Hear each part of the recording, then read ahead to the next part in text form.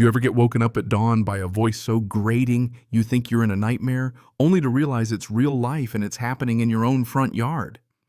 Yeah, that was my morning, and honestly, if you'd told me the HOA could pull this kind of stunt, I'd have said you were watching too much reality TV. Picture this. 6:30 a.m. The sky barely lit, and suddenly there's this megaphone screeching, "Get out of the car." Now, this is an HOA emergency, and when I say screeching, I mean it sounded like a blender chewing up forks and gravel all at once. My wife Rachel, who, by the way, is still wearing her sheriff uniform after a graveyard shift that would break a Navy SEAL, just sips her coffee, eyes half closed, doesn't even open the car door. That's when Karen, the HOA president, with a taste for drama and a deep distrust of anyone with more authority than her windbreaker, comes storming out, slaps a blinding orange sticker on our police SUV, and in front of the whole neighborhood announces she's placing Rachel under citizen's arrest for parking in our own driveway, on our own property, while wearing her badge. Yeah, that happened. And you know what? Karen really thought she was about to make an example out of us, except what she didn't realize is Rachel's not just a deputy, she's the county sheriff. If you want to talk about the long arm of the law, Karen was about to get her crash course. Let me back up a sec, because 24 hours before all this, Rachel had already wrangled with an armed robbery, found a missing kid, and somehow ended her shift mediating a hostage standoff that she walked away from, nerves of steel, with everyone safe. She pulls into our driveway right before sunrise, bone-tired, and I swear I thought she'd just fall asleep right there. But instead of the rest she's earned, she gets Karen flying down the street in her HOA Mobile Think golf cart with delusions of grandeur, clipboard-waving sticker poised like she's branding livestock. I'm shuffling onto the porch robe, half open, rocking one slipper, knowing better than to get between my wife and a Karen with an audience. Karen's already snapping pictures, muttering about visual clutter code violations and how police vehicles aren't listed in her beautification guidelines. She's reciting HOA statutes like she's in the Supreme Court, spitting out how any vehicle not on her sacred registry is up for immediate removal. Rachel doesn't blink, doesn't move. Karen, feeling the spotlight, slaps the sticker on our windshield. "You've got 10 minutes to move it, or we tow." Now, Rachel finally steps out, all 5'8" of her calm and squared up, the real sheriff in the real uniform. And you can see Karen pause just a second, like maybe she realizes she's in over her head, but nope, ego wins. This uniform doesn't scare me. We've had fakes before. You're not the first one to pull this. Rachel doesn't even crack a smile, just, "Are you sure you want to continue this conversation on record, ma'am?" And Karen, not catching on, whistles for backup. Two elderly HOA volunteers in matching windbreakers. One sporting a plastic badge from last Halloween, the other kneeling down with a tape measure, checking our tires' distance from the curb. I'm standing there, coffee in hand, trying not to lose it, laughing, and Rachel just shoots me that look like, let it play out. Karen's on a roll now, ranting about her cousin on the zoning board who's supposedly on the way to validate the arrest, calling out charges like impersonating an officer, obstructing compliance enforcement, claims it's a felony.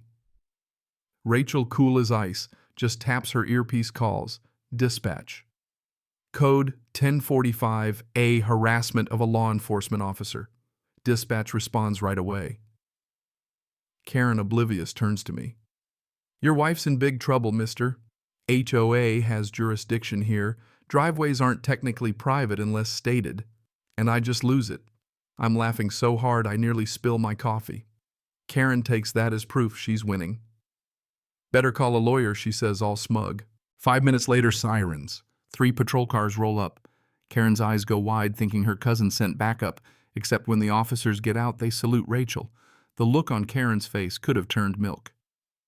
Officer Miguel, Rachel's partner, asks, "Everything all right here?" Sheriff Rachel flashes her badge. "County Sheriff." Karen's jaw is working like a goldfish on dry land. Miguel hears Rachel out, then turns to Karen and deadpan asks if she understands what impersonating law enforcement looks like. One of Karen's helpers tries to sneak away, trips on the curb, lands face first in the grass. The other suddenly remembers he's just here to drop off a newsletter. Miguel asks Rachel if she wants to press charges. She shakes her head but says she'll file a complaint. Karen, desperate, demands proof our property isn't under HOA control. I run inside, grab our deed. Sure enough, we're exempt. Grandfathered in before the HOA even existed, Karen sputters. But I updated the registry myself. Rachel asks if she filed those updates with the county. Karen doesn't answer, just bolts for her golf cart, knocking over our recycling bin on the way. Rachel grins at me. That was better than reality TV. And I'm like, that was just the pilot. By noon, the whole neighborhood's buzzing group chat is blowing up with screenshots from my video captions like, Queen gets schooled by sheriff. People are either cracking up or finally breathing easy, relieved someone stood up to Karen's reign. For years, she'd run the show handing out fines for lawn ornaments, declaring herself the final word on everything from bird feeders to garage doors. But trying to arrest the sheriff in her own driveway, that was a new low even for her. Rachel, still running on zero sleep, files her complaint with the county and submits the footage not for revenge, just to finally put Karen in check. That afternoon, we get a certified letter from the HOA. Karen accuses Rachel of creating a hostile environment, impersonating law enforcement, violating community decorum by parking her squad car at home, and demands she stop or face legal action. Rachel laughs there's steel in it and calls our friend Hannah, a county legal advisor, who asks if she should bring popcorn. Hannah drafts a response that makes Karen's letter look like it was written in crayon, lists off every state statute Karen's violating, attaches a cease and desist, points out that interfering with law enforcement is criminal. The next morning, a deputy serves Karen while she's out handing out flyers about dangerous impersonators in uniform. Some neighbors laugh, some look worried, a few just shrug. But Karen won't let up. Rachel takes it all to the county. Now it's legal. That evening, neighbors start coming by, cookies, apologies, even evidence. Dave, who got fined for painting his shed the wrong color, hands Rachel a thumb drive loaded with HOA emails, some funny, some downright alarming. Turns out Karen's been treating the HOA like her own little kingdom, threatening to revoke access, targeting families, even suggesting license plate readers at the entrance. Rachel's not just annoyed anymore, she's worried. Next morning, we head to the county records office, dig up the original HOA jurisdiction documents. Turns out they haven't been updated in a decade, and the map proves again our property is exempt. Rachel files a motion to review the HOA's standing. Now Karen's under a microscope. And just when we think we've seen it all, we get a call from Hyun, a former HOA board member who quit after Karen banned garden gnomes and laundry lines. Hyun confirms Karen's been rewriting policies, diverting funds, paying her nephew a compliance assistant salary for doing nothing.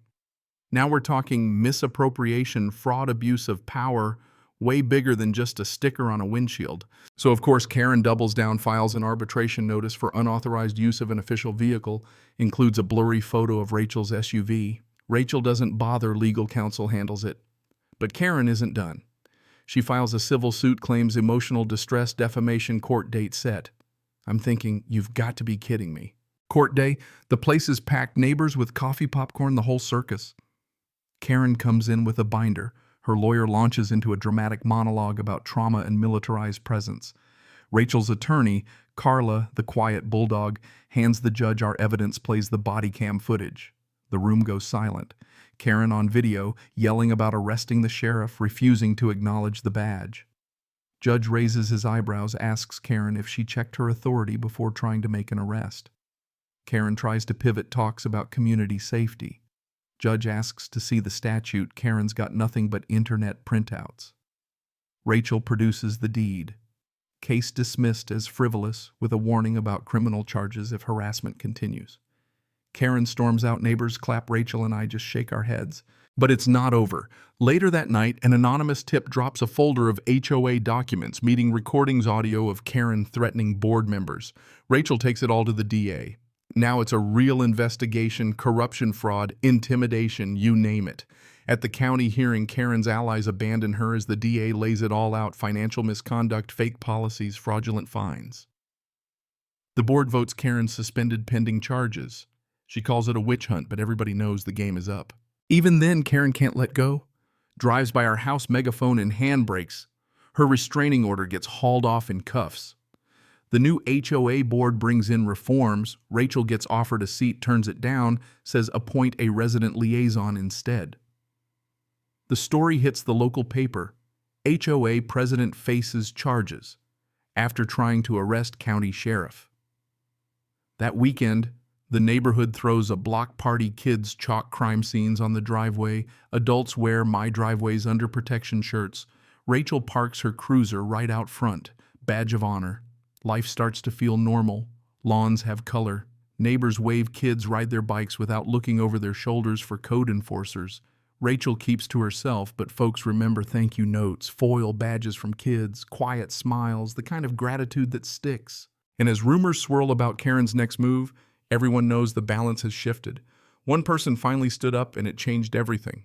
Because sometimes the scariest sheriff isn't the one with a badge and a gun, but the one patient enough to do what's right, even when it'd be easier to just go along. So let me ask you, was justice actually served, or did we just find a new way to keep the peace? I really want to know what you think. Drop your take in the comments.